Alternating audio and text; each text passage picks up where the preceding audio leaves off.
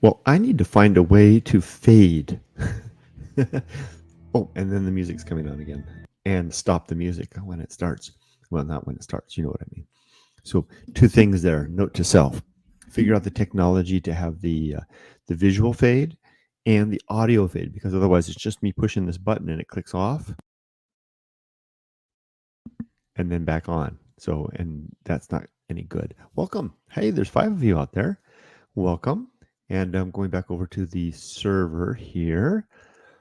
I'm starting to get the hang of this a little bit, I think.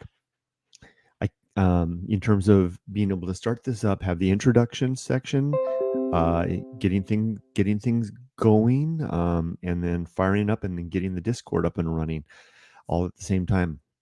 Got to do a lot about this background. This is only a couple more weeks of this. Hopefully, I'll always have the dogs. You know, they make a nice addition. But in terms of other, we'll have a better background soon after we move. But let's take a look at what's happening over on Discord. So let's see, Bodoo Wing. Okay, well, there's Samuel Johnson right there, the Dr. Johnson, with he's telling us that novelty and ignorance must always be reciprocal. What if I click on him? There he is. Novelty and ignorance must always be reciprocal. Dr. Johnson. I just finished. Hooray! I'm so excited. I just finished Dr. Johnson's tour of the Scottish Highlands and the Hebrides. It's taken me almost 2 months to read that book, and it's not a long book. It's just that Dr. Johnson is such an incredible writer, and his ideas and also his vocabulary are so good that it takes me a long time to plow through. Pardon me, I've had a long tradition and habit of not allowing myself to proceed when I'm reading a book, not allow myself to proceed if I encounter new vocabulary I don't know without looking up that vocabulary and trying to set it into my brain, or new ideas to make sure that I can exercise those ideas a little bit in my head. So what we're doing, what is the topic for tonight? And the topic is, first, we're going to clean up the Discord a little bit, right? Well, let's do that. And I did, if you are a member of our Discord server, you are welcome to come on air with me right now. You can see right here. Let's make this a little bit bigger. Let's get this even bigger still. There we go. Get rid of me. Right over here where my cursor is, there's the on-air section. And right now I'm in there, softypapa. And I did see that Erica Sakura here's everybody that's a member of the Discord. There's 17 people from the Discord server that are online right now. Any of them can pop in and join me right now. And if they join me, they literally will be talking. You, those of you who are listening, hold on, let me say this more succinctly. You, you out there that are listening right now, all 6 of you, if you want to come on and talk with me right now, just follow the link that I put into the comment section. Come on over, join the Discord server. It doesn't cost anything. It's free. And then click on this on-air thing, and you too will be in the on-air with me. And I did see Erica pop in earlier. I had the music running, and I didn't want to unmute myself to, frustrate the ambiance. So let's see. I've got a comment here. Englanese yesterday did join me yesterday. He was online with us. As I remember camping in the Highlands in my childhood, the last wild place in the UK. fascinating place. Michael, I don't know if Michael English, I don't think that Michael was talking with us last night. He actually spent some time in the Hebrides as well. I would love to hear your thoughts about that. If you want to come back on tonight, I would love to hear about it. Dr. Johnson's description of the Highlands, of course, and the Hebrides were from 250 years ago. So I imagine things have changed, but maybe not that much, because I do go in Google Earth, and I was trying to follow along as he was going, and the places, they seem to basically the same. And Glennis is asking how to become a member. Weren't you on last night? I don't. All you need to do, I think you might already be one. If you follow the invite, that's a good question. I don't know. Let's see if you're on the list. You had a funny name. Something. Hold on. Let's see. And there's Erica dropped off. She was there just a minute ago. You had a funny long name. What was that long name that you've got? I'm trying to see if you're on the list. Grand Admiral Target. No, I don't know that you have to add. If you have to, join anything, I think you just. There it is. Moist Turnip Gaming. Isn't that you, English? In which case it thinks you're online right now. Then all you need to do is click on air. Sorry, I meant your channel, Moist Turnip Gaming. Oh yeah, there you see. I found you. Synchronicity. I meant to your channel. What do you mean? How do you join? I think you're here, right? When you follow that link, and there's Lars. Hey, see, when you follow the link, you channel. What do you mean? How do you join? I think you're already. I can hear myself. Right? Hi, Lars. When you follow that link, and I think we got an echo. Hey, see, when you follow the link, you. So, hi, Lars. I can hear myself. Hi, Lars. Oh, there goes Lars. So what I'm going to do, and there's Dustin. Hey, Dustin, I haven't forgotten about our plan for having dinner one of these nights. Maybe after this week, I'm going to be unemployed after Friday. I'll have lots of free time. You want to have dinner? You want to have dinner in 2 weeks, Dustin? Let me know. We can meet at Mitsuwa or Tokyo. What is it called? The place in what is it? Is it Costa Mesa? Yeah, the place we agreed to before. Yep. Great. Let's do that. Englanista, no worries. I have to go to the gym. I'll be on next time with you. Okay, great. Hey, and enjoy the time at the gym and time with the family. And I know that's good. You're on top of it. So what I'm going to do tonight initially is there's Lars. See, you can see Lars is joined, and there goes Lars again. I guess he's sorting out his audio. So here's what I'm going to do. I'm cleaning up these channels here. So let's make this a little bit bigger. Okay. So for example, let me get rid of me altogether there. So here's the bridge. Okay.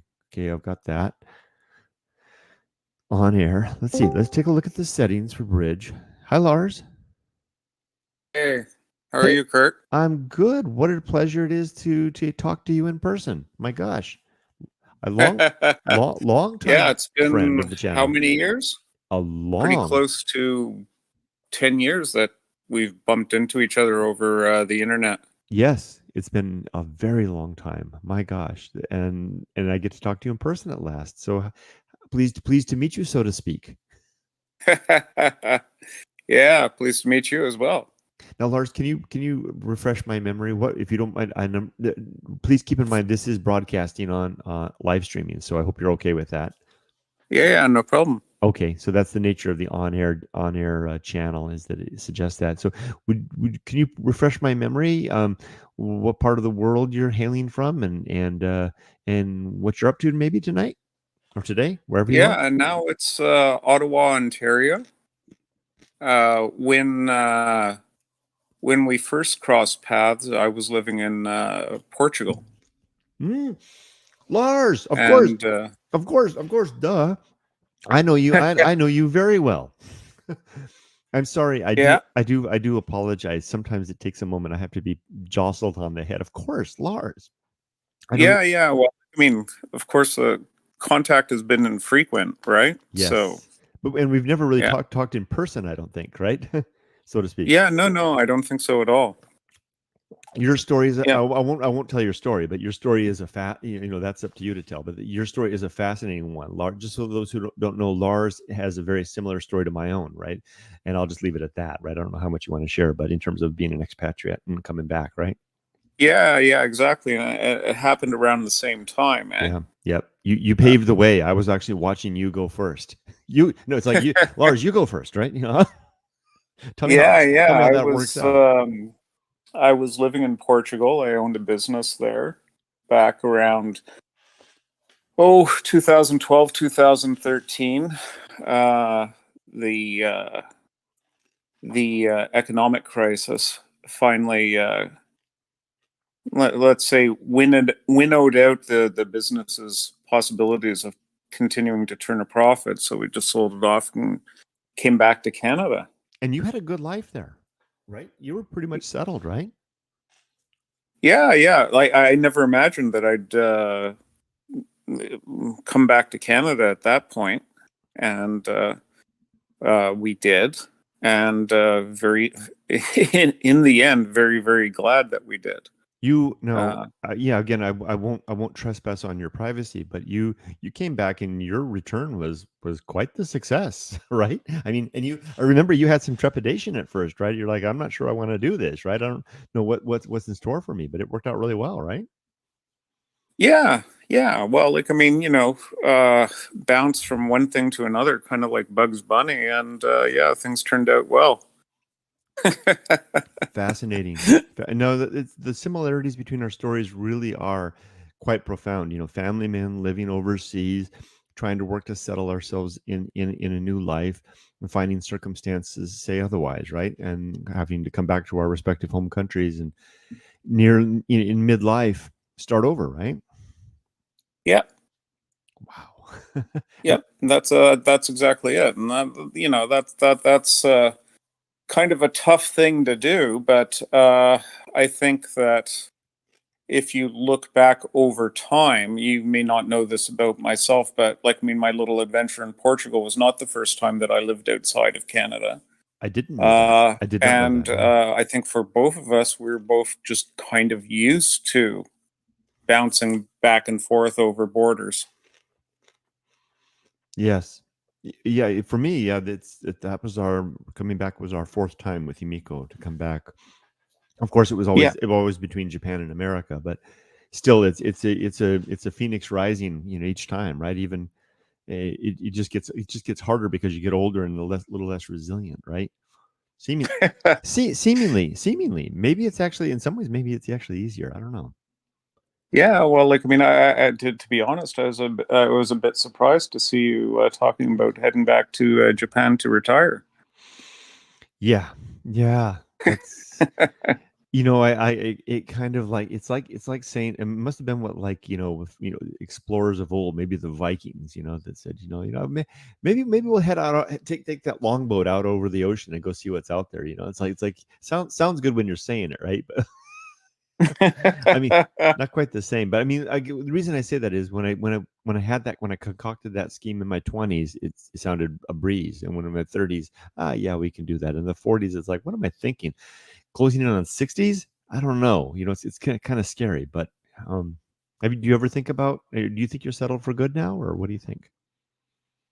Oh, I suspect that that's the case. There would be advantages to heading to Portugal in terms of cost of living. Hmm.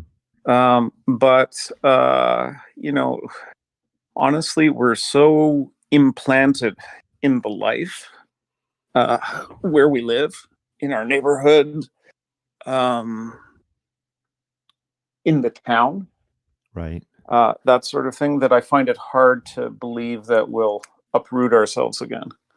Now the kids. Do you mind me asking? Hmm. What stage of life are they in now? I can't quite remember. One just started university, Okay. and the other just started high school. All right. So yeah,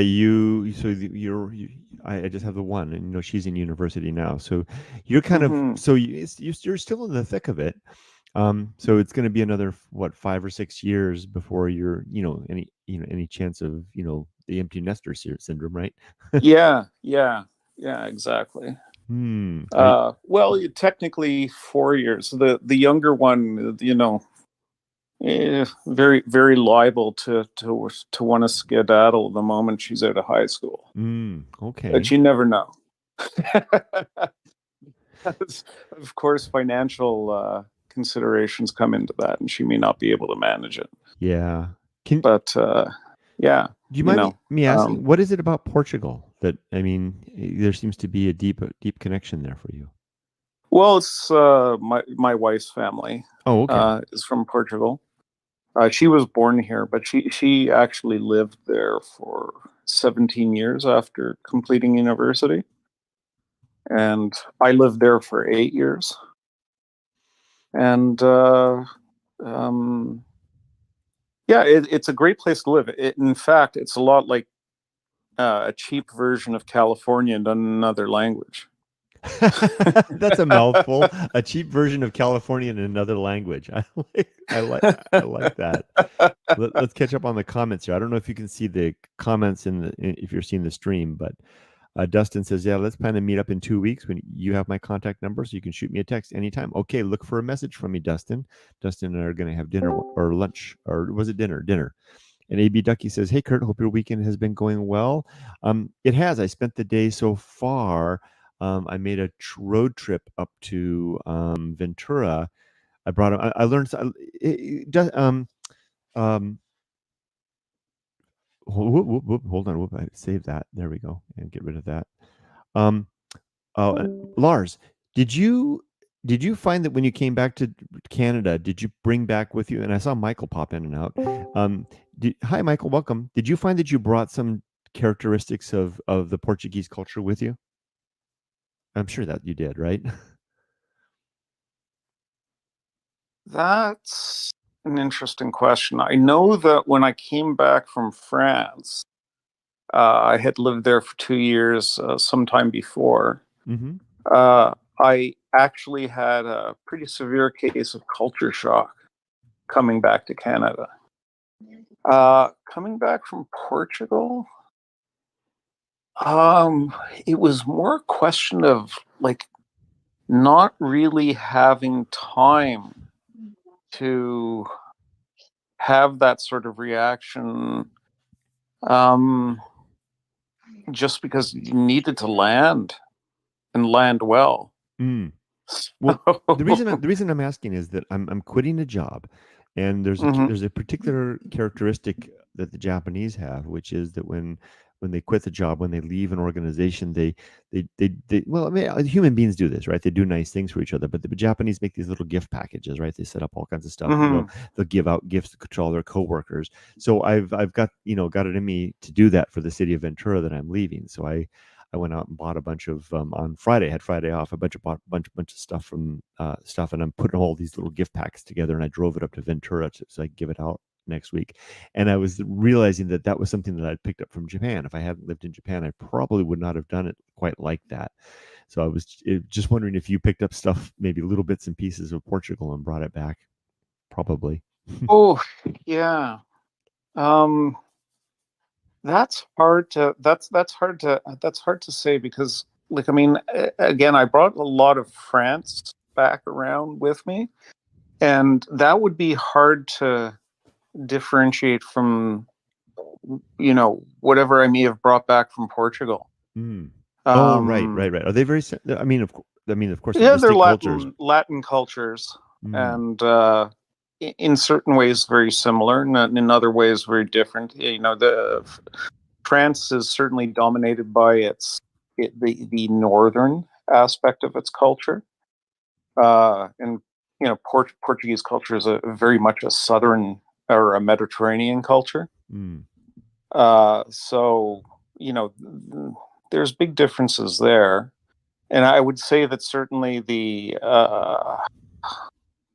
maybe. Yeah, but again, hard to separate from France. One of the things that I think probably it I've brought along with me is a greater appreciation for sort of a more formal mealtime.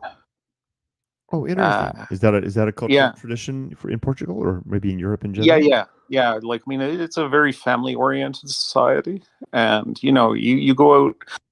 Even a dinner at home can last a while, but if you go out to dinner with a group of people, that's you're committing the entire evening.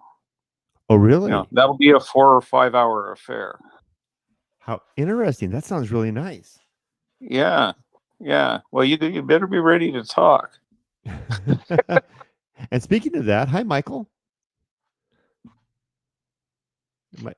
Hey, good evening. How you doing?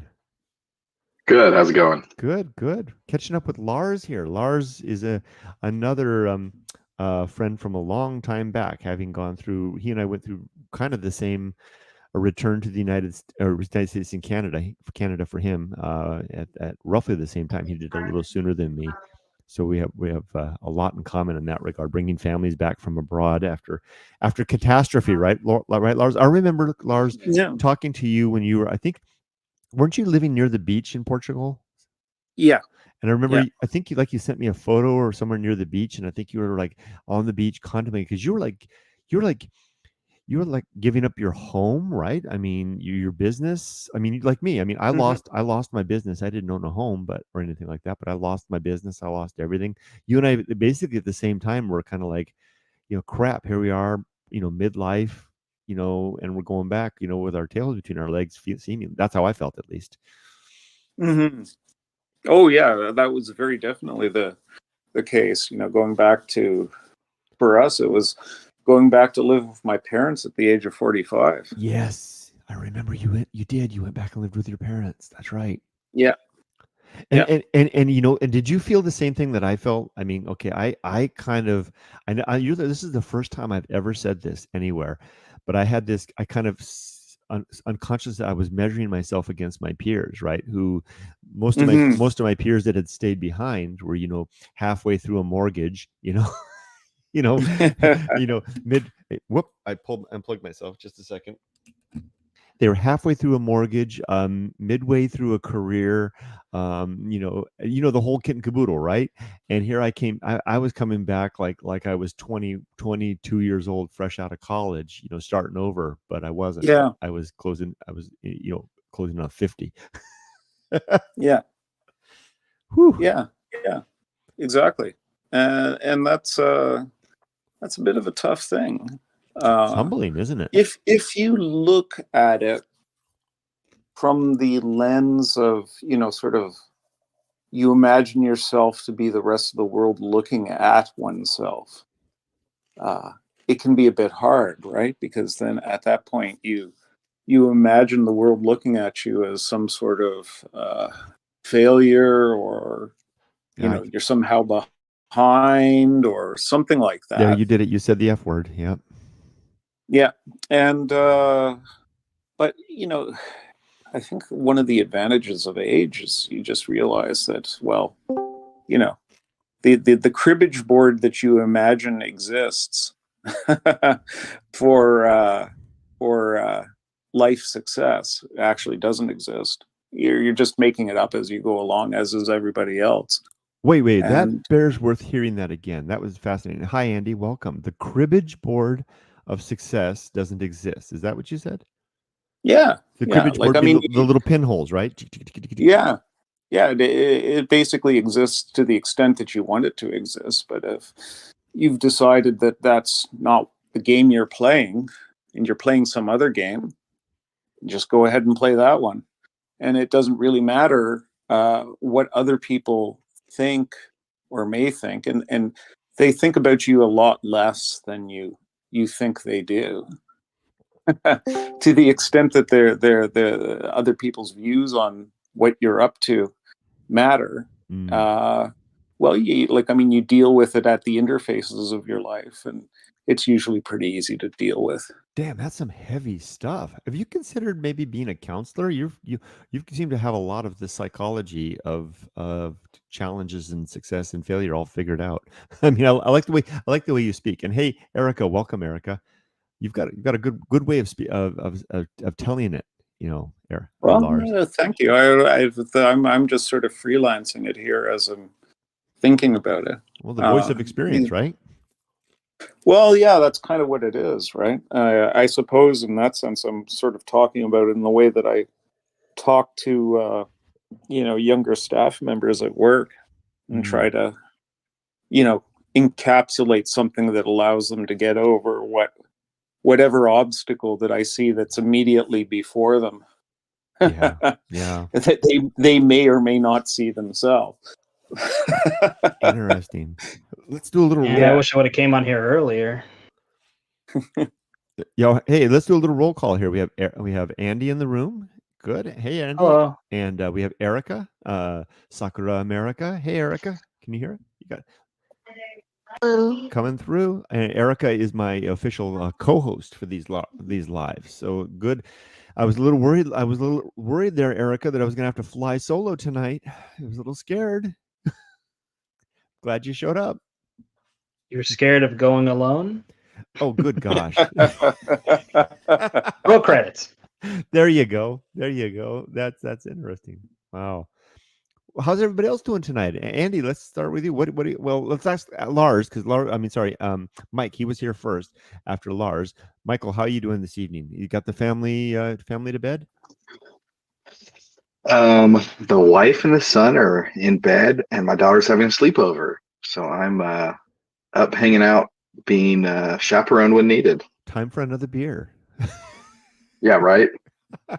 Or two. Yeah, it's Saturday night after all. My gosh. And how about you, Andy? What are you up to today? It's not evening for you. It is me. Oh, sucker! It's already Sunday for you. It's gonna be tomorrow's gonna be Monday. What are you up to? Right now I'm just working on editing some videos.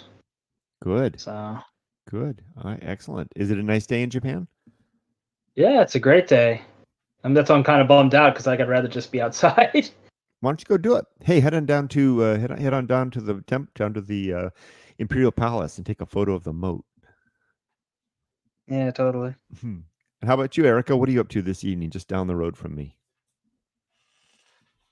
I'm just talking to you guys. Yeah, good. I like the photos that you shared earlier. That was nice from downtown Disney. Did you guys get some food there? Yes. What'd you have? I had this burger called the Mexico City. It's a burger called the Mexico City? Mm-hmm. Oh, wow. Let me guess. It's got chilies in it or something? Yeah. Oh, cool. Hey, well, Michael and Lars, I've got, Englanese. It was Englanese who hasn't joined us. Anyway, he was commenting that he knew something about the Scottish Highlands, and I was thinking about you, Michael, because you've been there, right? Yeah, I have.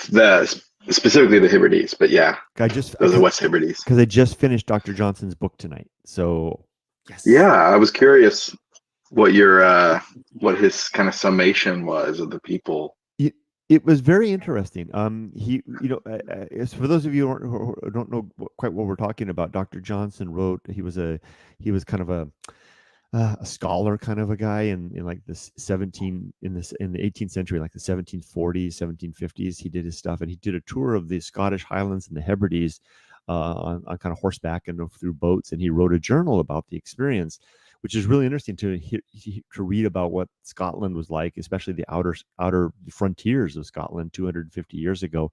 And what I was interested to learn was just how much prejudice there was about the Scottish from this perspective of the English. Were you aware of that? and Lars lived in Europe as well. I mean, maybe you're aware of any of that, but they definitely kind of reviewed the Scottish as kind of like second-class citizens, I think. That's one impression I got. Well, you look at the history there between the English and the Scots, and when I was there, they poked fun at each other a lot, because I spent some time going to like Hadrian's Wall, and some old Roman forts, I guess they would have been. I didn't ever even realize that the Roman Empire came that far, so it was kind of interesting. But it was always very jovial. But yeah, there's definitely a little bit, even I think, still of just the Scots having had a lot of discourse with the English in older times. Interesting, yeah. So So altogether, just to summarize, to answer your question, he kind of looked down on the Scots, and I think his experience was kind of surprised. He was like kind of surprised by their humility, their industry, their their ways. They were just coming out of kind of the clan period, right? So they had they were kind of giving up the kilts, giving up the clans, giving up this, wearing weapons and the like. And he thought they had potential, but it was definitely kind of like a first world perspective looking on a second world, so to speak, from that English to Scottish perspective. So that's the impression I got overall. Let's see. Yeah, that's interesting. That's fun. Thanks for sharing. Sure. Yeah, my pleasure. So the reason I started up tonight was I was going through the Discord, and maybe you guys can give me some tips here. I was trying to clean up some of these channels. I just figured out that you can create categories. So we've got a couple categories here. We got voice.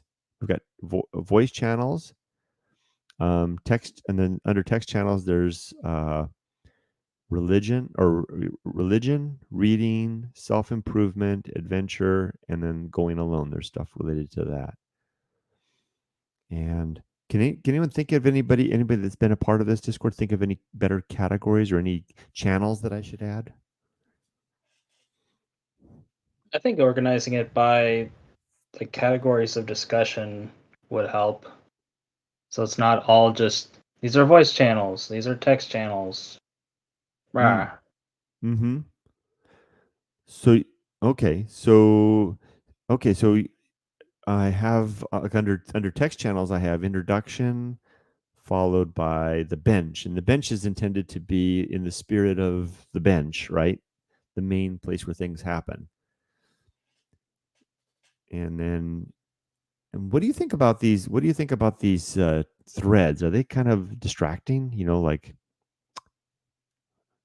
I think they're meant to be more like a temporary thing. So I think overall it's fine, especially if you have like a discussion that you want to keep that's topical, but you don't want to like deviate too much. Okay. Like, there was the one with the streamer setup, and then the one when we were talking about like education opportunities and things like that.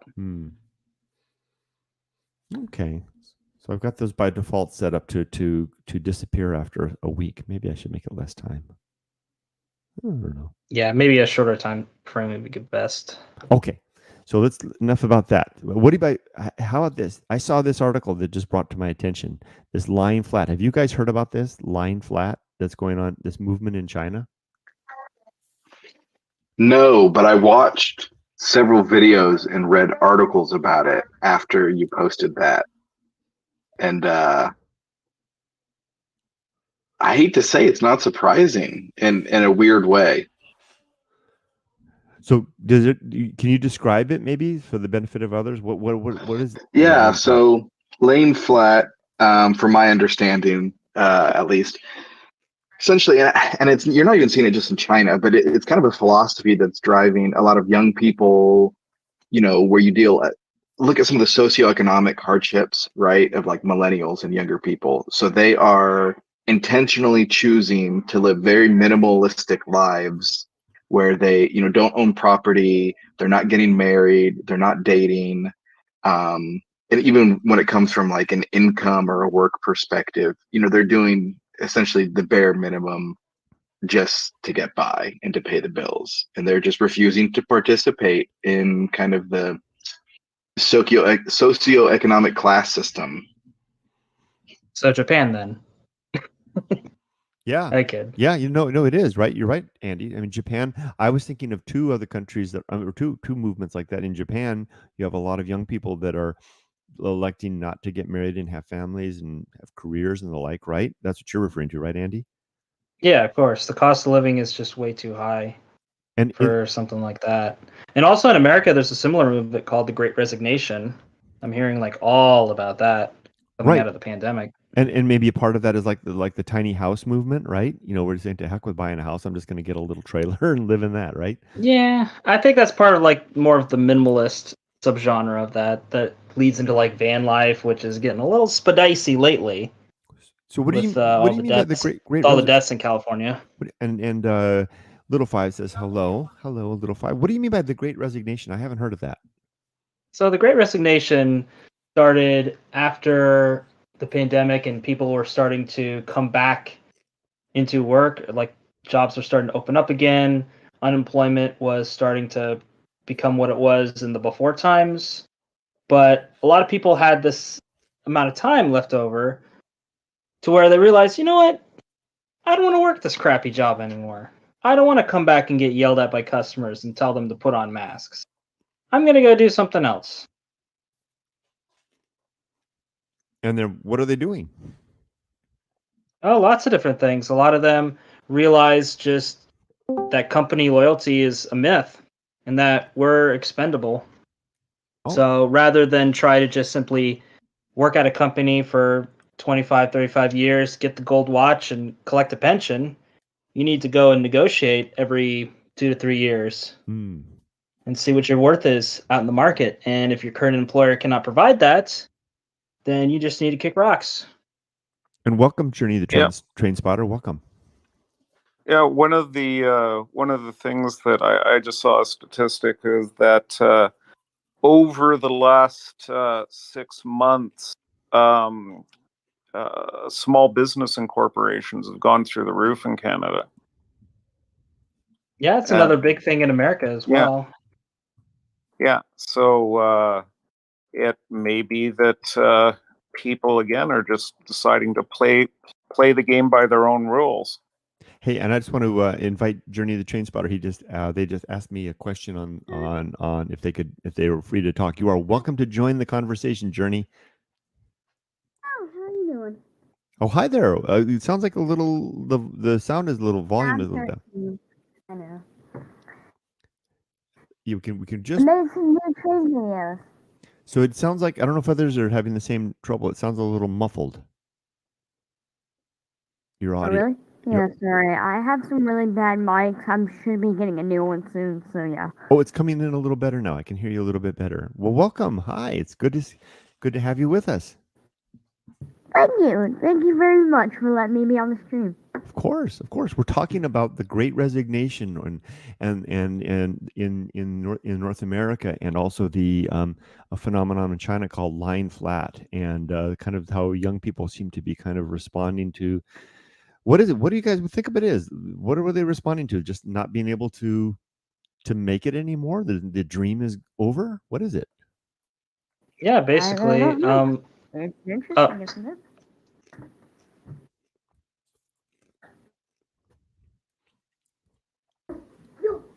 Seems to me like the dream is kind of over, right? So, and here, and Cody has a comment. Cody says, hence, almost everyone I know saying something to the effect of, nobody wants to work anymore. When I think the point may be that many people are simply refusing to work under such abhorrent conditions. That makes sense. Yeah, that's another big point as well. Just, a lot of these companies, they're not offering good working conditions. And also, like, the main thing is also just the huge disparity in wealth and just the shrinking of the middle class. So honestly, I would say that this is going to continue until the boomers die. But really, a lot of their assets are going to get transferred over to millennials and Gen Z, tax-free, because that's how they have it set up.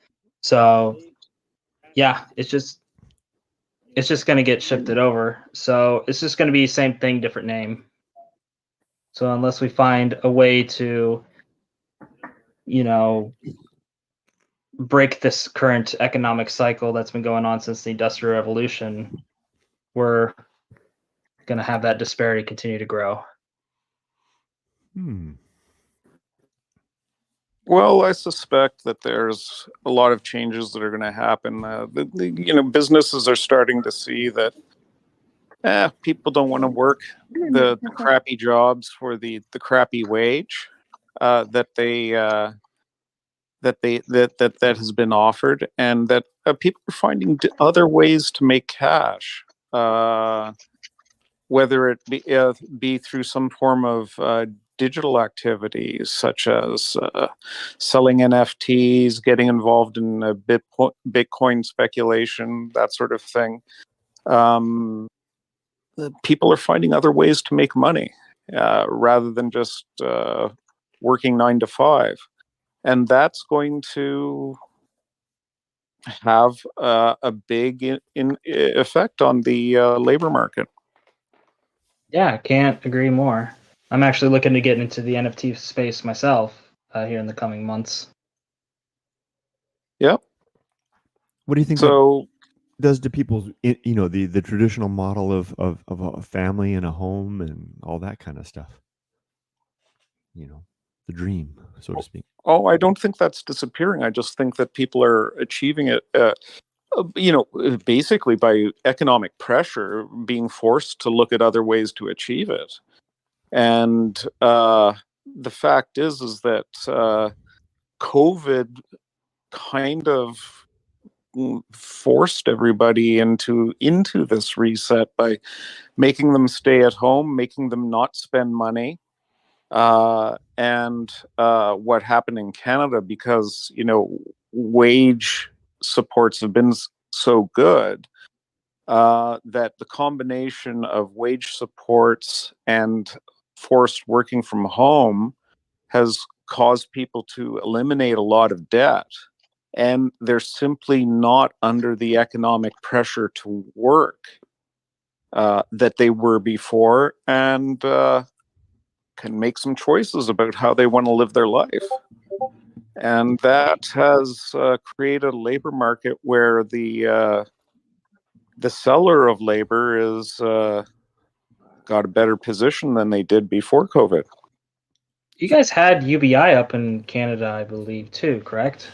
Well, there have been a couple of pilots. There was one back in the 70s, and Right. in the province of Ontario, the town of Hamilton, the provincial government had piloted a UBI scheme back before 2017, and then there was a government change, and the new government quashed the pilot. I And gotcha. before they could report any results. And because there's been a lot of debate over the COVID income support schemes, whether that amounts to essentially a UBI system and how that's working out and that sort of thing. I suspect that this debate is very, very far from being resolved. That we're going to see a lot more people pushing for it. Oh, I'm sure. Like there's a big push for it in America right before the pandemic started. And then when it started, I figured this would be like, oh great, exhibit A for a reason why we need some form of universal basic income, which is what it stands for those who don't know.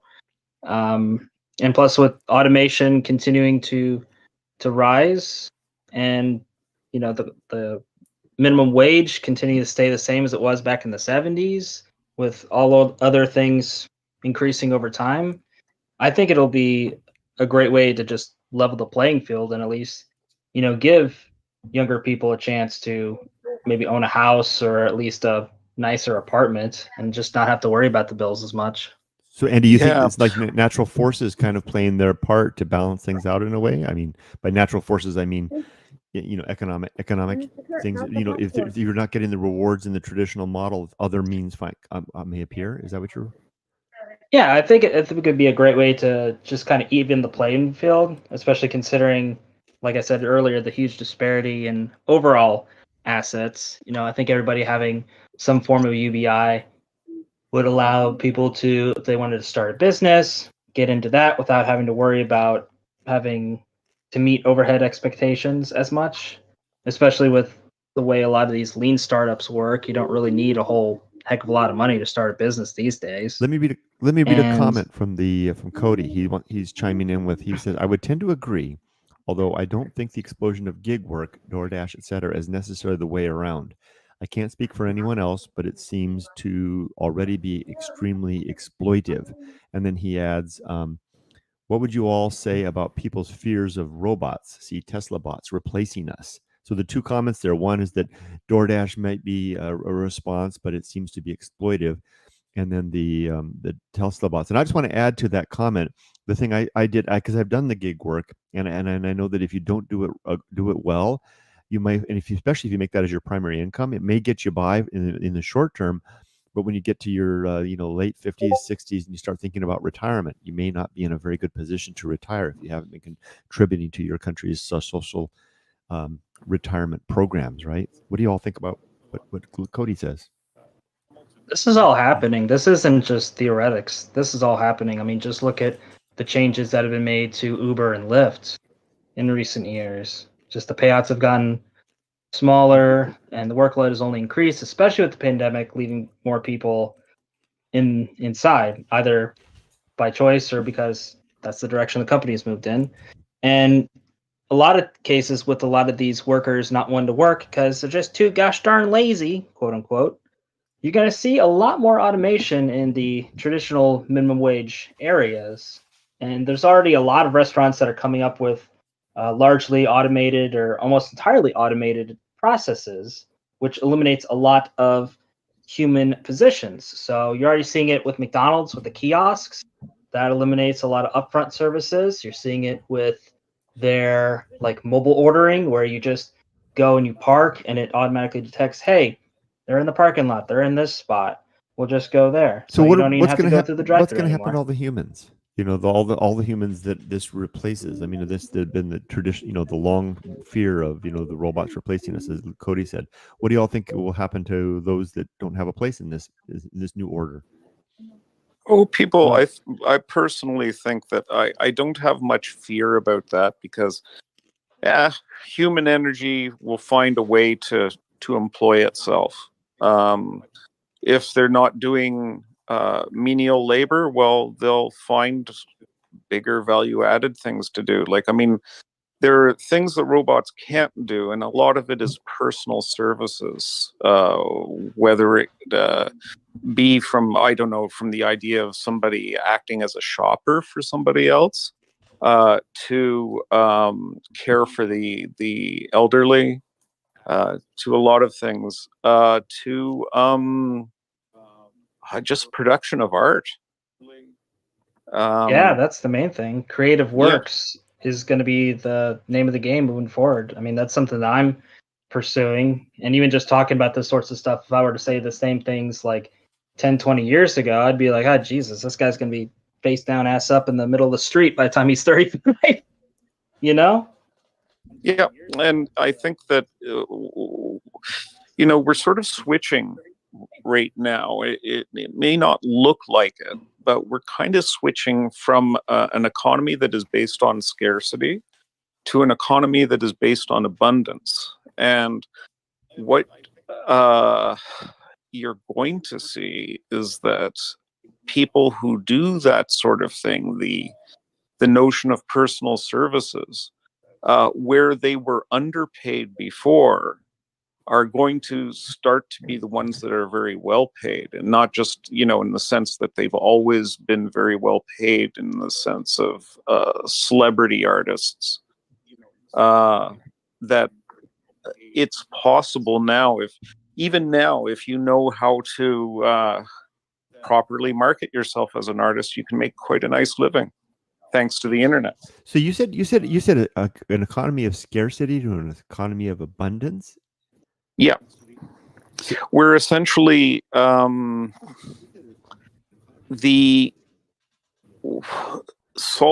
problem of meeting the basic needs. It's basically a solved question, and it's a solved question in very many places of the world. Oh crap! I see this. Although we still maintain the structures of a scarcity economy. That's just because we can't break the mental bond, I think. Lars, I'm seeing something. This, and if we're looking at Maslow's hierarchy of need, we're almost as a civilization, as a species, we're kind of breaking through some of the lower layers, right? Yes, exactly. That's the whole idea. And holy crap, where the sort of economic activity, where a large part of our economic activity is about feeding ourselves and about moving ourselves around in space. So this is actually a good thing. This is a good thing, right? And where we've these are kind of almost solved problems. Right. So it's a good thing overall. It means that as a collective, all the tide has risen, all boats past that lower level, right? I'm being simplistic. Yeah, but what it does do is that we've got a world where it's hard to orient oneself because you can't live life the way that your grandparents lived it. You have to, because we're in a transition time, if you want to make a good life for yourself, you actually have to put more thought into how am I going to do that. And it's not just how am I going to find that job. It's in the sense how am I going to create that job. And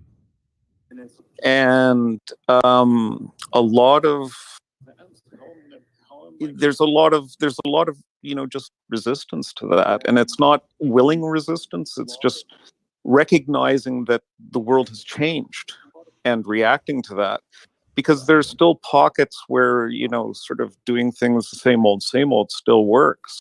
So how do you reconcile that with the fact that those are just little pockets?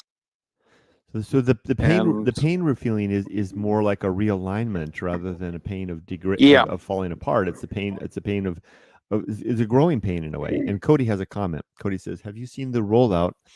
I believe it is mainly on campuses, of even those mentioned food service delivery services using motorized robots to deliver the food." And then Cody adds, "There have been some striking videos of, say, one of those robots delivering, for example, McDonald's to someone's doorstep, passing by homeless people watching. A shocking juxtaposition, indeed." Yeah, and those, you see, there's the one of the big problems in the transition that we have is how do we make sure that everybody's sort of included in this economy of abundance? Right? Because if we maintain the thought patterns and the values that allowed us to succeed in the scarcity economy, we're going to try to find winners and losers and make sure that, losers don't get. So I don't know if you guys can see it, but I've got up on the screen a pyramid here that is Maslow's hierarchy of needs. So what you're saying basically is that, in the past, it was this climb, right, from basically getting the bare necessities all the way up to this. If you really was lucky, you got up to the psychological, the self-actualization, from the biology up to the greater, the realizing your dream, right, the art, etc. And you're saying is, how do we, if the tide is rising all of the boats, how do we balance it out in such a way that resources are available? Is that what is that the challenge? Yeah, available to everyone. It comes back to that quote that people like to throw around from William Gibson, right? The future is already here. It's just not evenly distributed. You're saying this, yeah. And as somebody who lives where you live, Kurt, in Los Angeles, and has the whole Californian coast there, I'm very aware from the accounts of my friends who have, gone out there on work or that sort of thing, or taken vacations out there, that you guys are living a little bit further forward in the future than we are here in Canada. In what way? And in some ways, I would love to hear other people's comments too. In what way are we living further forward?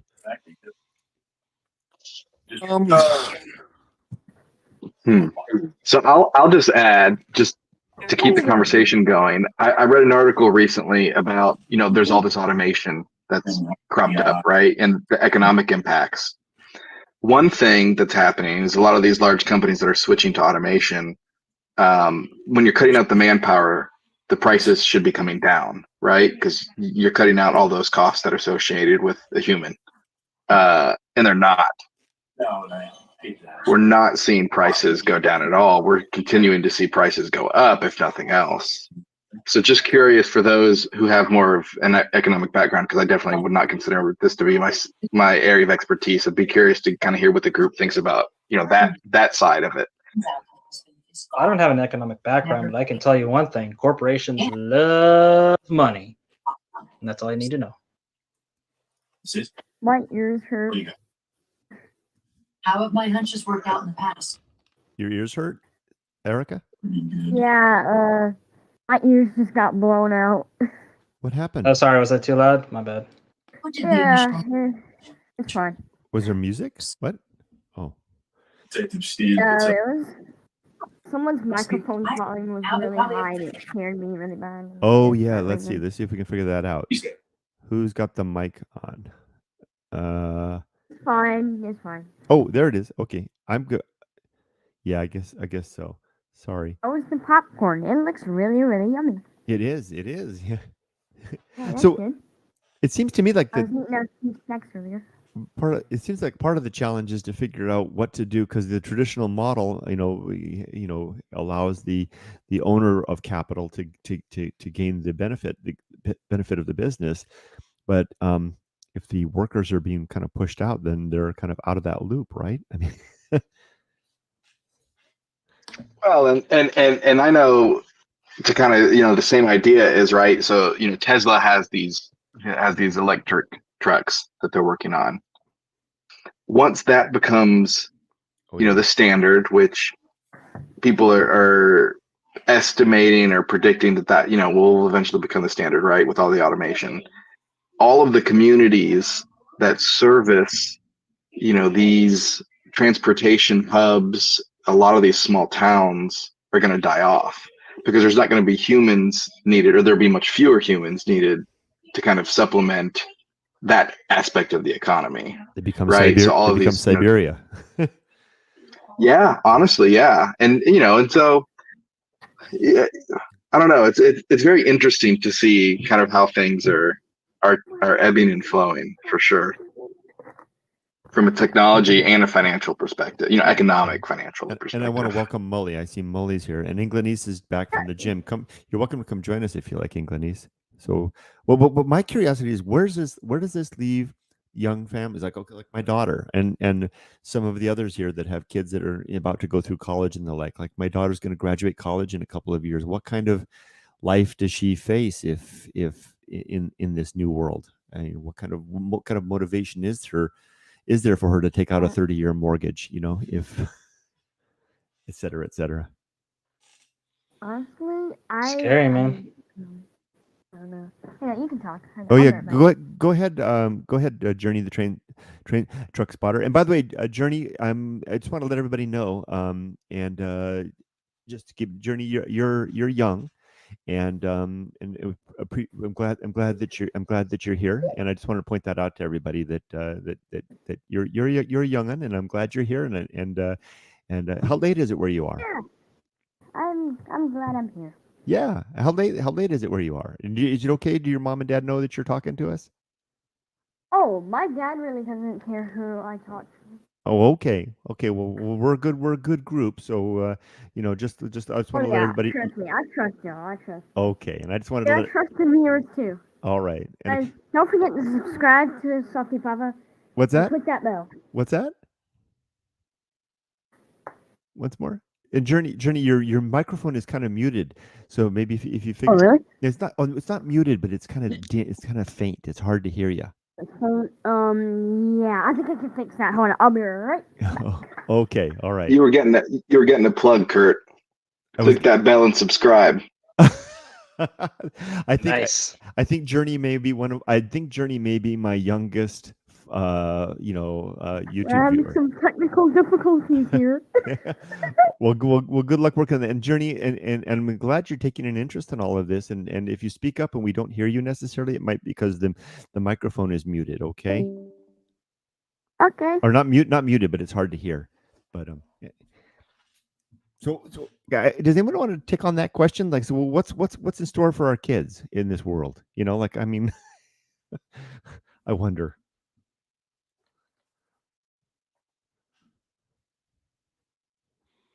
I definitely worry about the economy, the American economy, right? I can't speak for others, but I definitely worry about my children partaking in, and I've got two, for those who don't know on the call, I've not chatted with, I've got a 10-year-old and a 4-year-old. but you look at the cost of living has gone up considerably with inflation, and salaries and wages aren't matching that. My dad likes to brag about how he went to a private university as a janitor back in the 70s and completely paid his way by cleaning bathrooms. And nowadays that same university is $40,000 or more a year, and there is, I don't think, any sanitation related job that would allow that same kind of payment ratio to the cost.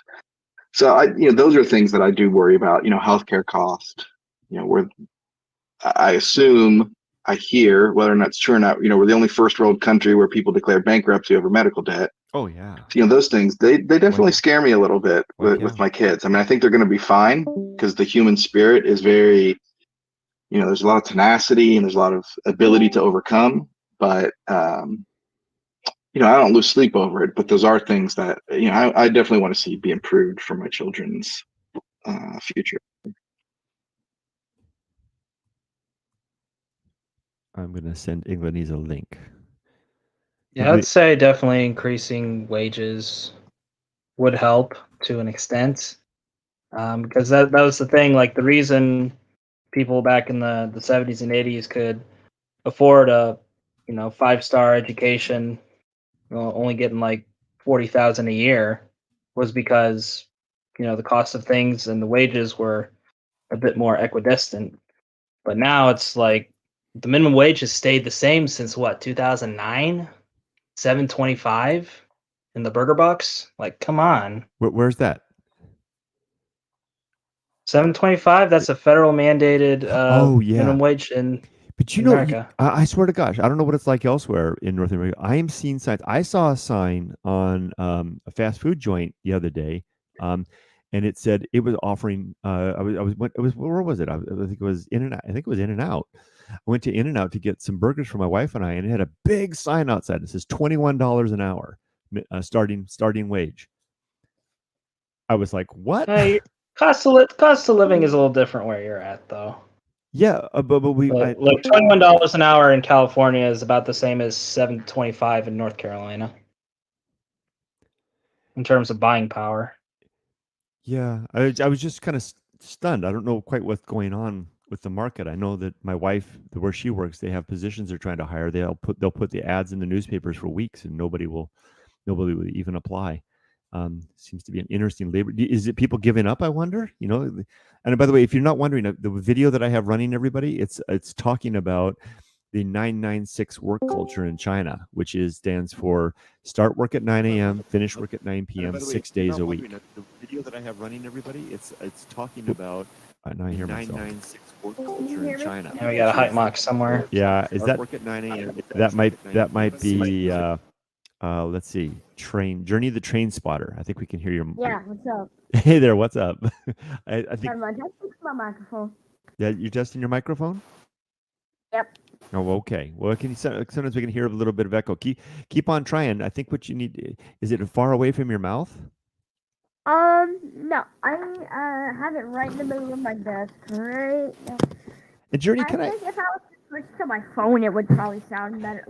It just got better. It sounded like you were talking closer to the mic. Did you put it closer to your mouth? Yeah, it's loud though, because this is a high quality mic, so. It is?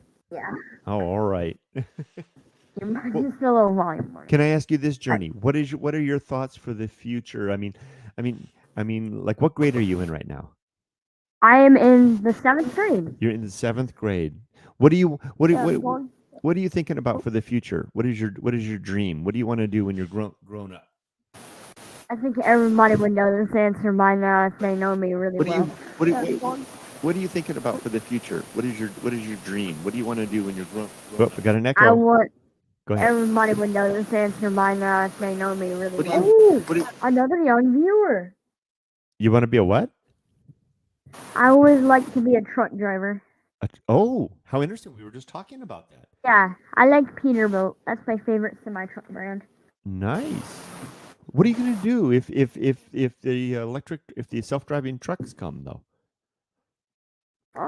I think I have to be around my 20s probably to do that. 'cause, Yeah. like, you get your driver's license at 16, so Yeah, it'll take you a while to get your truck driver's license yeah, I for got sure. 3 more years left until I get my driver's license because I'm 13 and turning 14 next year.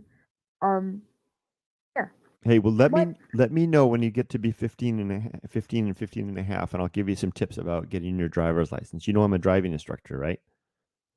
Am I on air? You are on. Yeah, we can hear you. Hey, Oh, Inglenise, sorry, aka man. Voice Turn Up Gaming. How you doing over Still there? trying to figure this out. How you doing? I'm good, thank you. We Sorry can hear you.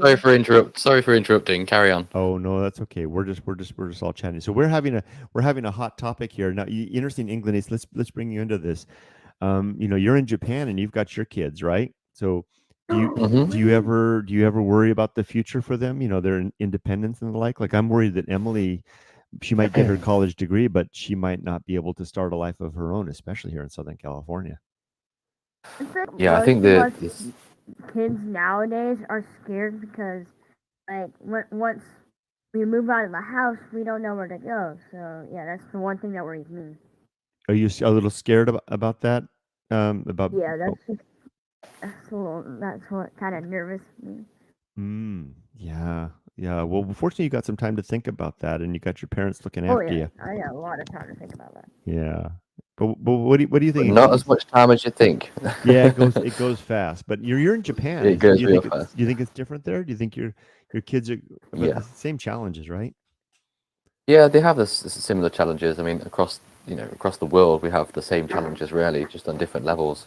For example, me and my wife are currently saving up to build a house, and if we were on the same wage that we were on here in the UK, then there's no way that we would be able to build a house. We could rent a house or we could save up for a deposit, but it would be pretty much impossible at this point.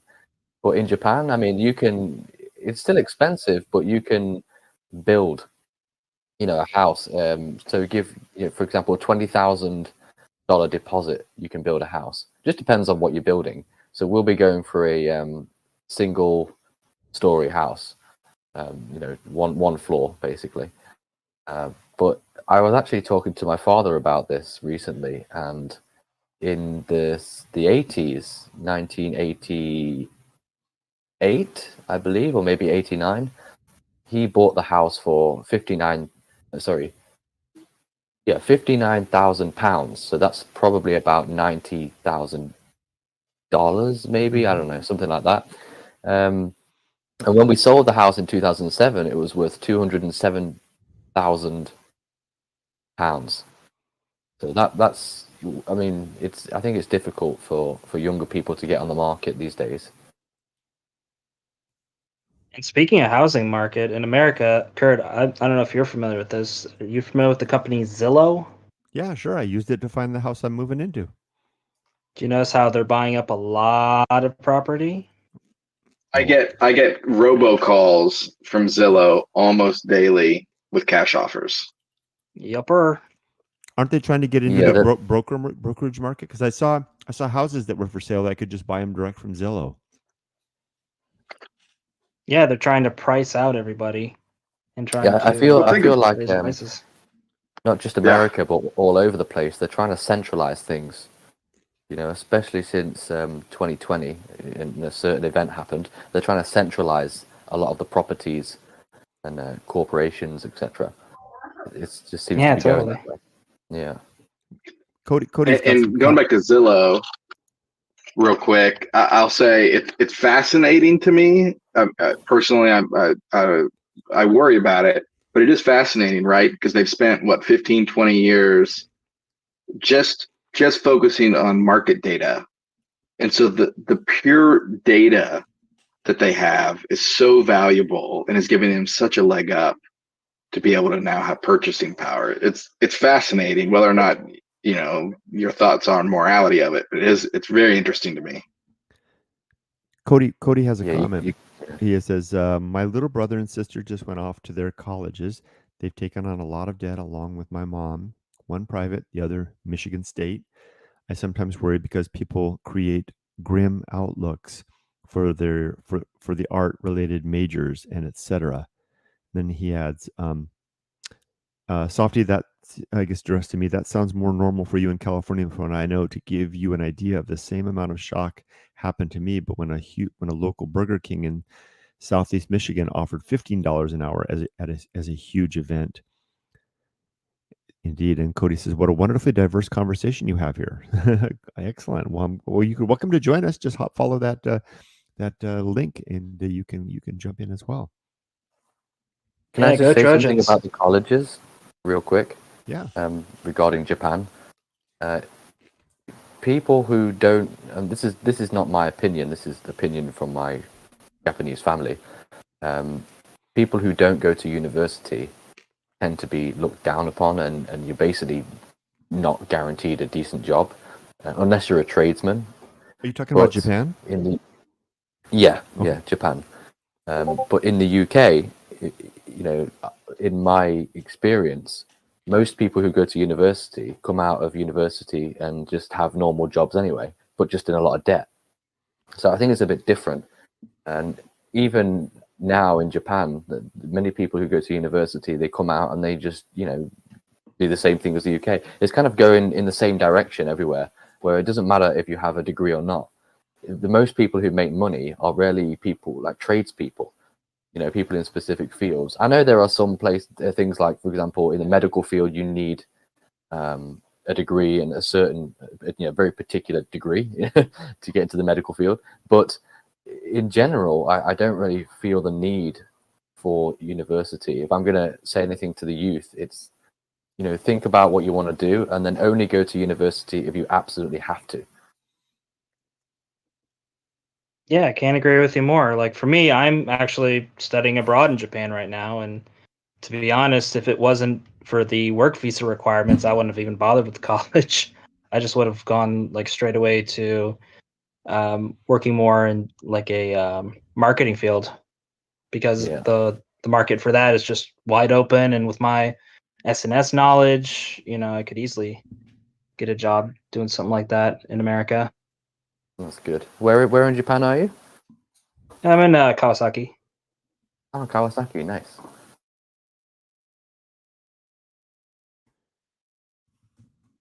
I want to weigh in on that. For me, I can understand the element of getting ahead.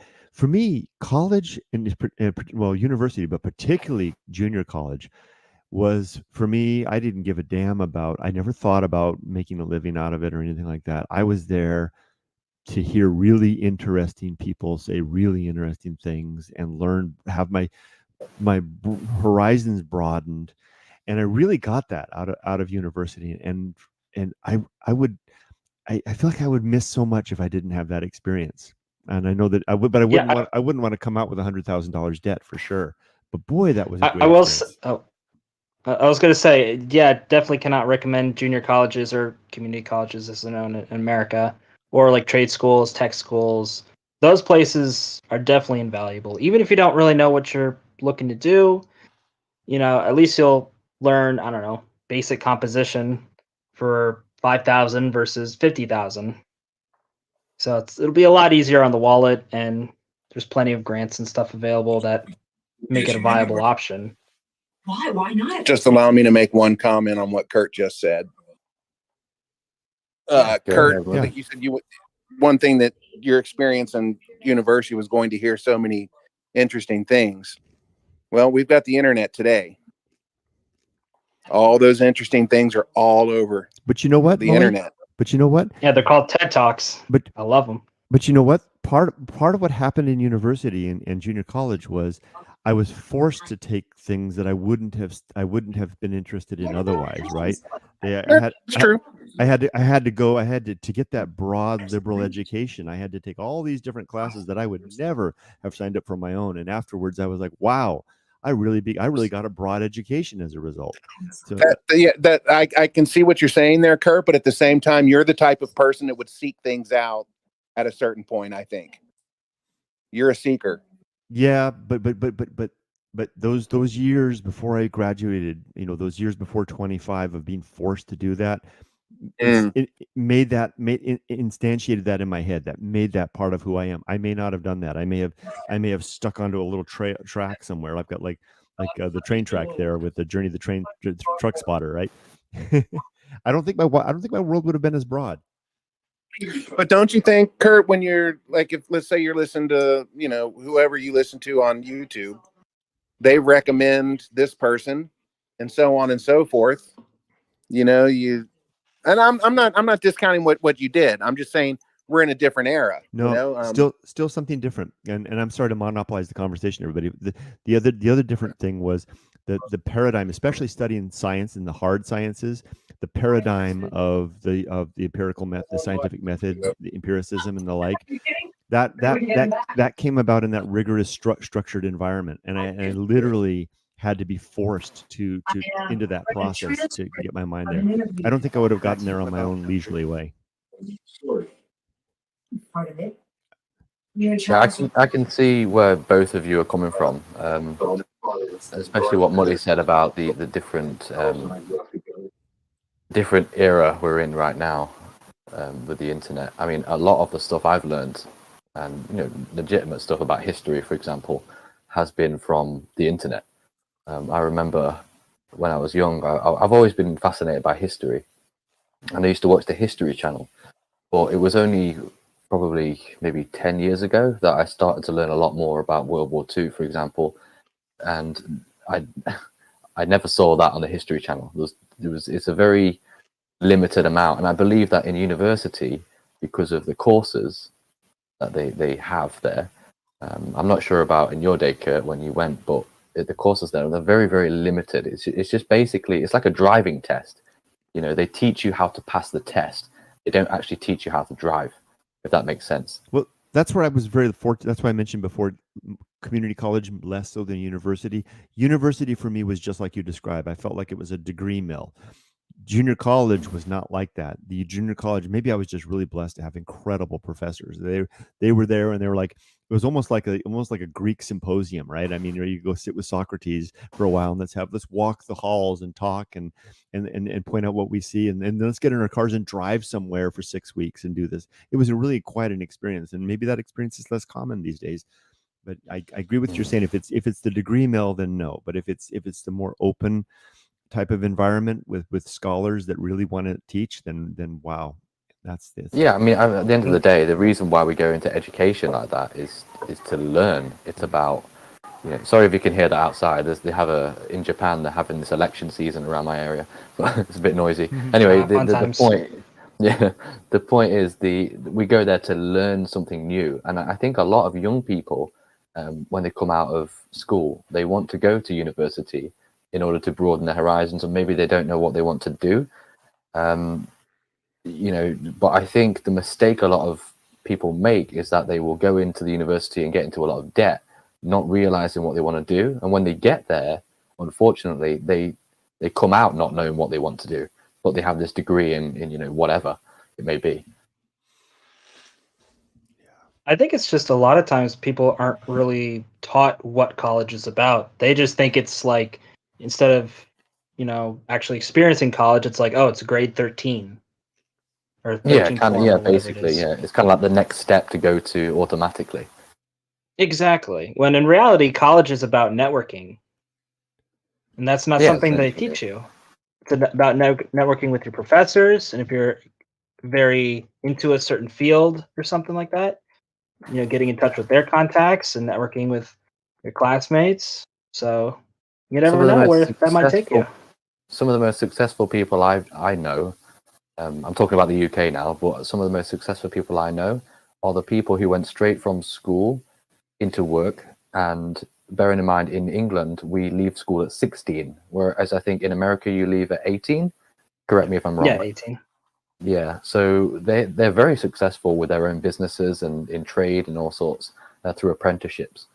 And because what they do is, especially if you go into an apprenticeship, you have older people basically passing down the knowledge and experience about that particular trade. And not just the trade, but you're also learning about life, like actual life.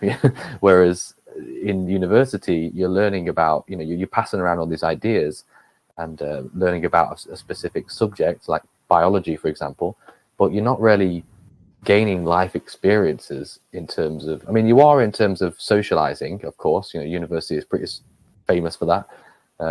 We won't go into too many details, but it's famous for that. But I think, honestly, in my opinion, today, apprenticeships are probably one of the most valuable things. It's the way to go at the moment, especially with how high cost the university and colleges are. Of course. And I think if you want to go down the degree path, you know, like you said, community colleges, trade schools, one of the things that I loved about those particular institutions is that there's a wider disparity of students from all different kinds of backgrounds, not just races, religions, things like that, but also in age groups too. Whereas universities are usually traditional college age students, you know, 18, 21, 22 maybe. So they haven't really lived life. But meanwhile, at these other schools, you got people who, you know, maybe they had to drop out of school because they had a kid, or, you know, they just got into a bunch of debt. And now that they're in a good spot in their life, they want to like get back on track, or they want to change careers. So they have a little bit of life under their belts. And it's good to like get that sort of mentorship from fellow students as well. I'll add something else that I feel like I learned in college was both the discipline, but the ability to find answers to things. I don't really necessarily feel like I got that in high school nearly as much, and maybe that came with maturity. But you know, part of I feel like the professional corporate world, at least, is, you know, you're not expected to know every answer, but you're expected to be able to find the answer or find out how to do something. And I felt like that, for me, was one of the biggest things I took away from university. Can I add to that one of the you jogged my memory. I was thinking about this recently. Another really valuable skill that came out of college was being forced to write essays and do research, right? And actually pick a topic, have some sort of an essay that you're going to write, do the research for it, write it, compose it, have your citations, et cetera, and then submit that and have it evaluated. And that skill now serves me really well in a professional capacity, because I have to do that as an analyst. That very same thing, and it's not a new skill, because it's a practice skill that came from college. I'm really grateful for that, and the discipline. Yeah, discipline. I mean, I think that's important. I mean, obviously it's important, but I think some people get that from different.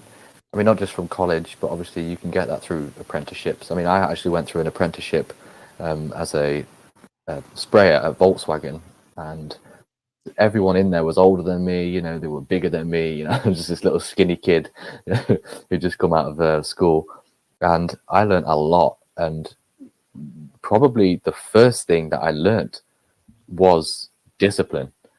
And I think that we can get that from all aspects of life, really, especially when you have for example, when you have a child, you're forced to do things that you usually wouldn't do. And, you know, there's an instinct that comes out in you. Hey, can that make sense? It does, and I see that we're closing in on 1 hour and 30 minutes, and I'm probably gonna sign off and go to bed. I have to work tomorrow, Sunday. It's my last day as a driving instructor. I think I'm gonna hang up. I'm actually wearing my driving instructor shirt right now. I think tomorrow's gonna be my last day ever as a driving instructor. I'm gonna retire from that after tomorrow. But anyway, maybe I can do we can do a quick real round robin and ask, if you had a chance to go back and be just out of high school now, and for Journey, this is going to be going forward for you. What would you do? What would you set out from graduation? You get your diploma from high school. What would be the next step?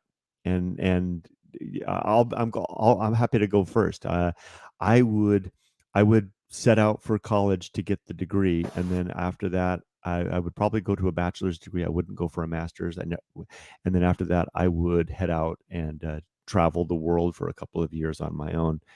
How about anybody else? Moist Turnip Gaming, do you want to try? I wouldn't bother with the bachelor's degree. I did go to college. In England, we go to college and then university. I would go to college because I learned a lot at college. And then I would probably do the same as you. I've always wanted to travel. I've to be honest with you, I've been to 18 countries, so I'm quite fortunate, really, compared to a lot of people out there that they don't really get to travel that much. So I'm quite fortunate to have been, but I would like to travel more. And now that I've set up shop, so to speak, in Japan, it's very difficult for me to just travel around with 2 kids. So Right. yeah, I would definitely travel the world. Yeah. So you go to I'd- college and then I'd- travel. Yeah, and basically. then set up shop after that, right?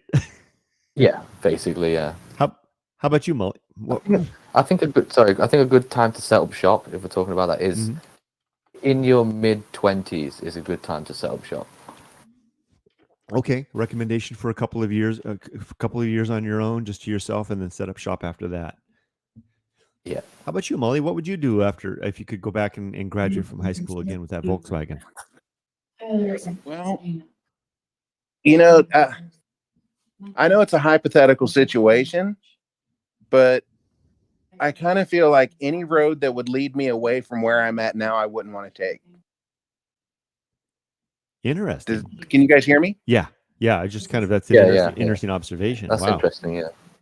Yeah. That's a good answer. Actually. I wrote a post on Facebook one time. I'd gotten up real early in the morning. I was sitting on the edge of the bed, and it was dark in the room, and the only light was just the light coming off of my phone. And I could hear Tomoko and Opie behind me breathing. They were sleeping. And I was just, I don't know. I woke up that morning kind of anxious. I wasn't feeling too good. And my mind was kind of wandering around like, you think about things, money and stuff like that. And I really started thinking, I thought, you know what? The only thing my parents wanted of me was to do better than them, which, I think all parents want that, right? They want the best for their kids. And I just had a really calm feeling that with Opie and Tomoko behind me sleeping like that, there's nothing that I would want, nothing that could make me happier than what I have having them with me. Yeah, I agree with that. Yeah. So you basically want to do whatever could bring you down the same course. Right. So if we can throw the hypothetical that I end up with Tomoko, no, I would probably not go to college. Probably wouldn't. I'd probably get a trade. I'd probably go into some kind of a trade, because one thing I really feel bad about right now at my age is I don't know how to do anything. I don't know how to work on a car. I don't know how to fix wiring on anything like that. If I need some of the, what we say, the toxic male jobs, I can't do them. And I wish I could. I wish I could go out there and change oil in my car, go in there and do something under the sink. I don't know how to do that stuff. Call the guy. Molly, can you change a light bulb? That I can do. And you're a man. That I can do. Oh, by the way, Mully, sorry, I just want to cut in real quick. I'm actually Englandese, not Moist Turnip Gaming. I've just got the wrong name on my. Hey, got you. How does that? Good to speak to you. Yes, that's right. Gotcha. Okay. And if I can throw in one little joke to just be me, how many guitar players does it take to change a light bulb? How many? 5. 1 to change it, and 4 to go. I can do that. Now, Journey, you're next. I had to, but before we do that, Cody left some comments along these lines over there. But then, Journey, you're next. I had to mute you, Journey, because we're getting some background noise. But let's hear what Cody has to say. Cody says, "I made a split decision when I graduated high school in 2016. I had opportunities for MI Tech with 2 already obtained IT certifications. A future in tech looked bright and promising, and I was passionate about it. A religious fallout, spiritual deconstruction may have been part of the reason, but I took my few thousands in savings, turned down the college, and actually backpacked, lucky you, Iceland and Europe alone. Wow. In retrospect, I think of it as a coming of age, empowering experience, especially my exposure to cultural diversity. Although now I am back to almost no money and grinding, so I do feel lost in that sense." So there's kind of that give and take, right, Cody? Right? It's interesting. I'm sure there's lots of people out there though that have might have the more secure in terms of the career and the home, but they were thinking to themselves, gosh darn it, I wish I'd had that adventure, right? I wonder which of the two is harder to live with in old age, right? Is it harder to live without the adventure or without the security? Interesting. Hey, so Journey, it's your turn. You are unmuted. Like I said, I had to mute you because of some background noise. Go for it. Yeah, that's probably the chair I'm sitting on right now. It's really squeaky. All right. What do you? So fast forward a I'm couple not of in years. my actual computer chair right now. My computer chair is wow. Now, you said you wanted to be a truck driver before. Now, imagine anything's possible. You're 18 years old. You graduate from high school. What's next for you? I mean, I would probably go to college. I just haven't decided that much yet, because like I got a few more years coming, and I mean,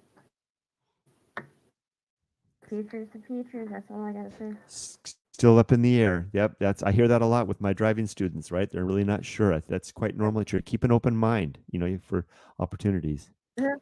Thanks. Smart kid that has still up in the air. Yep, I hear that a lot with my driving students. Right, they're really not sure. That's quite. I think I'm gonna have to mute you again. I can hear myself again talking. Sorry. Let's move on to Andy. Oh, hold on, Kurt. Can I say one thing real quick? Of course. What you said before about you wonder how older people feel like if they didn't have that adventure, if they did have that adventure, blah blah. Like me, dude. Seriously, backpacking through Europe. No, that's no thanks. No interest in that whatsoever. I could never do that. No, but you did. You had the adventure. You went to Japan. But it was safe. I came in with a wife and a family and a place to go. There's no way I would have done that on my own. Okay. So you'd rather continue security, yeah. Well, actually, all right. And so Andy, how about you? You've kind of. Well, let's say you could go back to 18, and I think I knew you at that time. Yeah. Right. So. Well, I'll say this, especially for the Wakai out there, the youngins. If you're worried that you don't know what to do with your life, chances are it might not even exist yet. Like, none of what I do right now existed back when I was 18, which is almost 20 years ago. Goodness. Still got it. But, yeah, so I would just suggest, go out, try some stuff, and see where life takes you. But specifically, for me... you. Yeah. So I just wanted to dole out some nuggets of wisdom. But anyway, for me, it's kind of hard saying because there's a lot of different points where I could say, well, just join the Navy right out of high school so I could get to Japan faster, get on the GI Bill, and be in Japan longer. But the different opportunities that I got because I came to Japan now versus if I came earlier, they didn't exist. Like the J-Belonging community didn't exist back in 2004. None of you guys, I would have met any of you guys had I come to Japan earlier. So it's hard I have to say. to agree with that. Yeah, it's kind of like yeah. Sorry, Karen. No, I was gonna say it's hard to pinpoint any certain thing. But if I absolutely had to, I would say probably move out of my parents' house a lot faster than I did. Just because, I love my folks. Don't get me wrong. I love them to death, but they have a certain mentality that I didn't quite agree with. And if you're under the roof, you tend to be surrounded by that mentality. So in order to grow, you gotta go. But overall, I'd say, I'm where I need to be, and things are working out pretty good. Good. Thanks for coming to my TED Talk. Sure. Yeah. Hey, I'd say actually my life changed by simply meeting one person, who is my wife now. I mean, I didn't plan on moving to Japan. I didn't really know anything about Japan apart from shoguns and ninjas and samurai, but all of a sudden here I am now with 2 kids, a car, permanent residency, and a house on the go. And it's just everything went so fast, and that was only from 2017. So I wouldn't worry too much, to be honest, about planning your future, because I think that your future just kind of, in a way, and this is going to sound really corny, but it kind of plans itself. and the future happens. Yeah, Like, future happens, yeah, exactly. even, take me back to 22 years old. I never would have imagined that I'd be living in Japan teaching English. Are you kidding me? Exactly. Yeah, I feel the same way. I was a designer. I was working in design and printing. How did I end up as an English teacher? Hmm. The gardener that saw him go in the building, but didn't Oh, see and him. I think I can unmute Charles Square. Journey. He says he's got his headphones on, I think. Whoops, there we go. All right. How about you, Erica? What if you could go back to or actually I don't even know how old you are. So what if you could be at 18 in graduation? What would be next for you? By the way, everybody, hello. Hi, Erica. Good evening. Hello again. Also, I'm a millennial, by the way. And also, if I could go back when I was 18, I wish I could have known more things about the world because, to be honest, I'm pretty naive and I'm still naive now, but I think I matured a bit and know about the dangers about the world and more so, and yet I know what's good in the world because basically I knew some stuff about the world but not the actual dangers of the world because, to be honest, I wish I could have had someone like Mr. Kurt or someone like Mr. Englandese or someone like Mr. Mully or someone like um Mr. Michael or someone like Andy or even someone like Journey to like help me like boost up my confidence because I really struggled in community college because I basically felt like I was alone and that's why I kind of lost confidence and that's why my mom would say, Erica, you're struggling. Why don't we just stop like going to community college and start getting a real job? Because to be honest, and she said this to me, the world is not fun games. It's like you're just going to college just to like have fun and not focus on your studies. And to be honest, I was trying to do the best that I can with my classes because they were all recommended to me by my counselor at the time, and basically my mom didn't know that.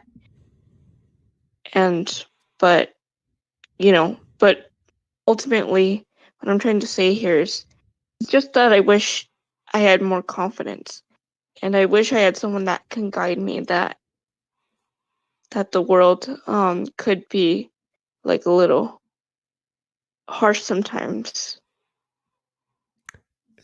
Erica, So that's how I feel. you have a very good way with words, Erica, and I'm touched by what you said, and I wanted to point out. Are you aware of what Socrates says was the distinguishing characteristic of a wise person?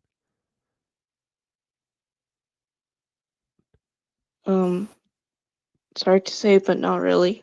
Socrates says a wise person, he referred to the wise man, but a wise man or woman is someone who is aware of what they don't know, right? Or is aware that there's a lot out there that they don't know. And I think you've demonstrated a lot of wisdom there in saying that you're basically wishing that you could go back and have more of an understanding of just how big the world really is.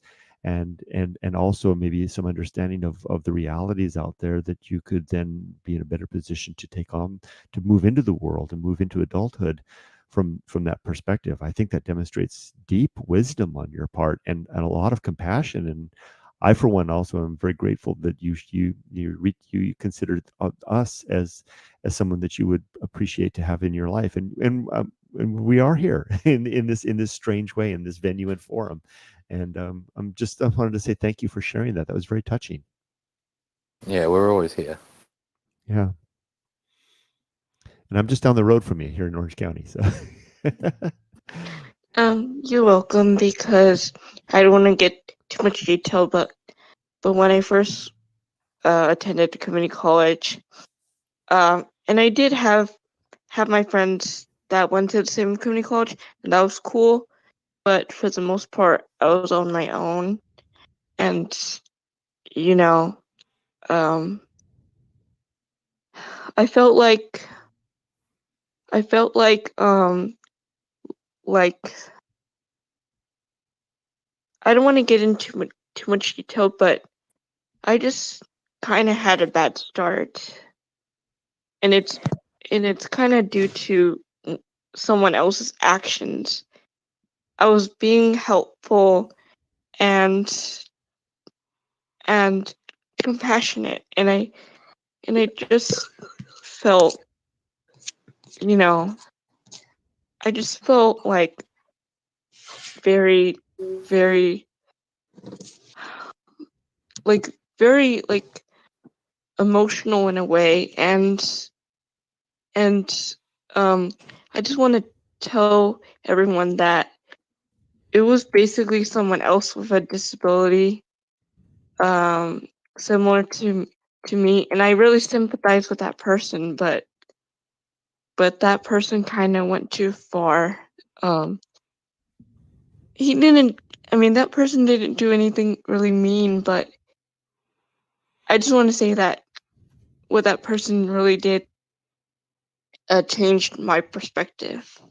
I think a lot of us can relate to that, on either being on one side or the other, having been the person that had someone like that is in our life, or sad to say, even having been that person, right? But it sounds like you've taken that energy and converted it into a kind of a bigger sense of the world, Erica. Wow, that was. I have no words. Yeah. After every dark night, there's a brighter day. I'll say that much. Well, my thoughts on like helping people and then being, kicked in the face for it. My feeling is, and I think this is good advice for any of you young people out there that are listening. Do your best to help people as much as you can, but expect nothing in return. The less you expect, the less you can be let down. Do the best that you can do, and don't rely on anybody else. I want to You add just something do the to that. best that you can do for them, and if they want to help, they help, and if they don't, they don't. There's no reason to be let down by them. Don't expect anything from them, and you won't be let down at all. Englandese wants to build on your comment. Yeah, completely agree with what Molly just said. Have you ever watched those videos on Facebook and TikTok and all that? I mean, I don't really watch TikTok, but on Facebook, you have these people helping animals, and they're recording themselves, sort of taking a deer's head out of the fence, or helping a puppy that's stuck in a drain. Now, obviously, some of those are legit, and good on them. It's fantastic to see. But we all know that when they're basically making a video and recording themselves, look at me, I'm helping someone. You shouldn't record yourself helping someone. You should take the time out. Not take the time out to turn the camera on and press record. You should just help the animal, or help that person. Yeah. So I just can't understand these people when they're like, oh, look at me, I'm helping someone. Yeah. You're not supposed to do that. There's a baby in that burning car. Honey, get the camera. Yeah, exactly. It's pathetic. Like Molly was saying, just do your best, be the best you can be, and the world will reward you for what you're doing. But if it doesn't, then move on.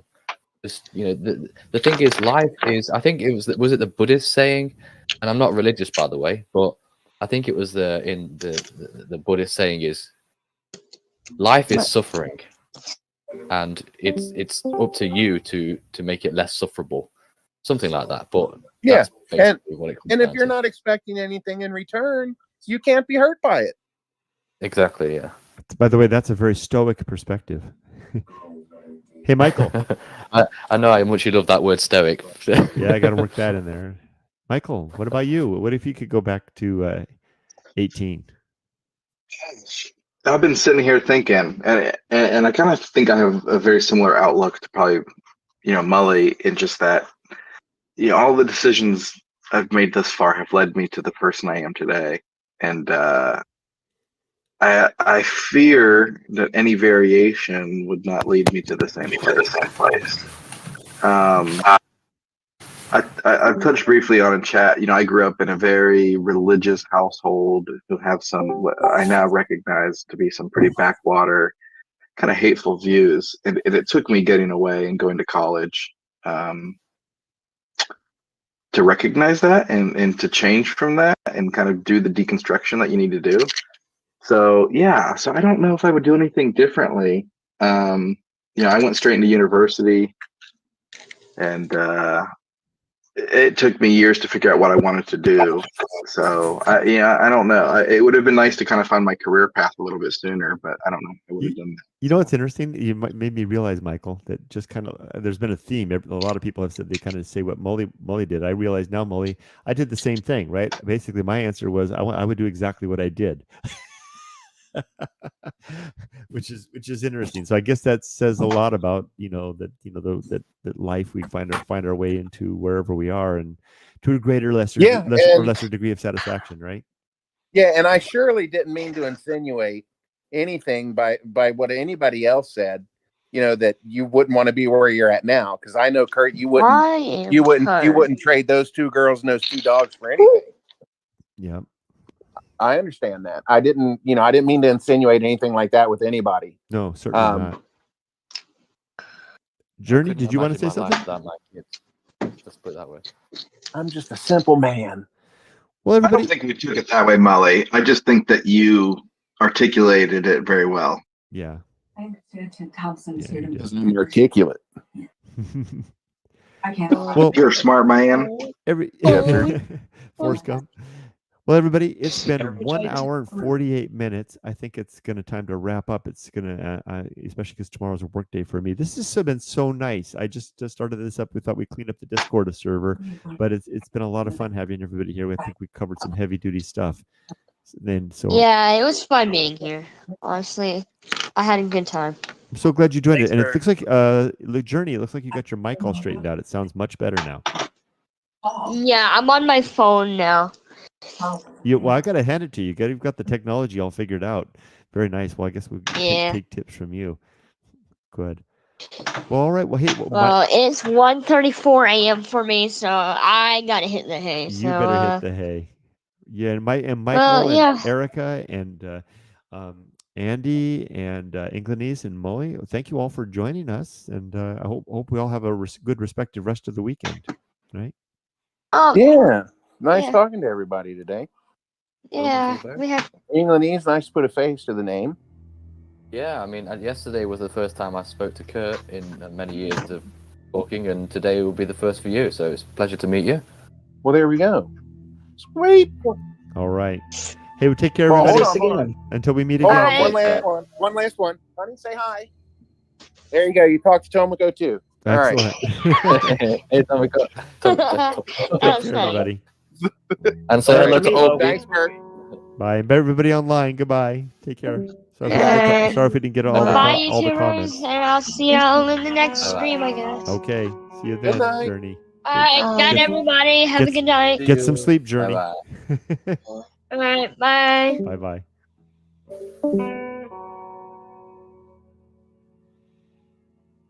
Got to figure out how to turn this off. I think I've got it. All right. Talk. Oh, what you do is you go out of the on air. Okay. It says a disconnect. Oh yeah, disconnect. That's it. That's it. The little phony disconnect thing. Yep. Hey, it was good talking to you. All right. Have a good day and we're back at work. I'm off to book off now for some shopping, so I'll see you around. All right. Take care. Take care, Kurt. Bye-bye. Bye-bye.